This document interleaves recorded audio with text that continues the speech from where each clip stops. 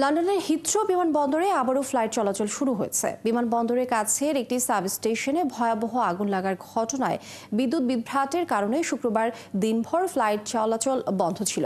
এতে বিশ্বজুড়ে উড়োজাহাজ চলাচলের সময়সূচি ব্যাপকভাবে ব্যাহত হয়। পরে স্থানীয় সময় সন্ধ্যা 6টায় সীমিত আকারে উড়োজাহাজ চলাচল শুরু করে। এদিকে ঘটনার প্রাথমিক তদন্ত শেষে পুলিশ জানিয়েছে এতে নাশকতার কোনো আলামত পাওয়া যায়নি। শারমিন শ্রাবণীর প্রতিবেদন। একনল হ্যান্ড ওয়াশ 100% প্যারাবেন ফ্রি, তাই নিরাপদ হাতের জন্য আস্থা রাখুন একনলে। অবশেষে বিপর্যয় কাটিয়ে চালু হলো যুক্তরাজ্যের ব্যস্ততম হিথ্রো বিমানবন্দর।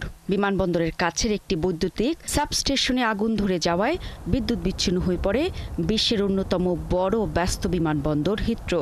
ফলে শুক্রবার দিনভর বন্ধ ছিল বিমানবন্দরটি। পরে স্থানীয় সময় সন্ধ্যা 6টায় সীমিত আকারে বিমান চলাচল শুরু করে। তবে আজ শনিবার থেকে চালু হয় পূর্ণাঙ্গ পরিষেবা।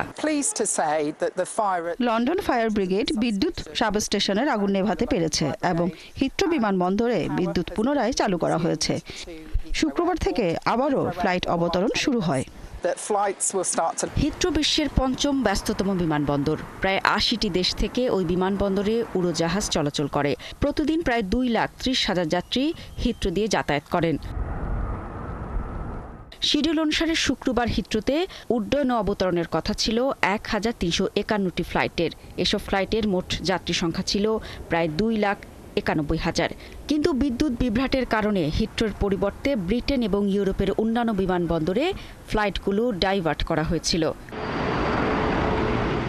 প্রায় 24 ঘন্টার ফ্লাইট পরিষেবা বন্ধ থাকায় একদিকে যেমন যাত্রীরা ভোগান্তির শিকার হয়েছেন, তেমনি তা ক্ষুব্ধ করেছে বিভিন্ন দেশি বিদেশি বিমান পরিষেবা সংস্থাকেও।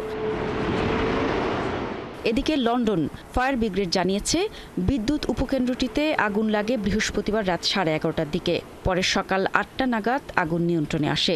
ঘটনার প্রাথমিক তদন্ত শেষে পুলিশ জানিয়েছে এতে নাশকতার কোনো আলামত পাওয়া যায়নি। ফায়ার সার্ভিস বিভাগ জানিয়েছে সাবস্টেশনের শর্ট সার্কিট থেকে আগুনের সূত্রপাত হয়েছে বলেই ধারণা করছেন তারা। শারমিন শ্রাবণী, ৭১।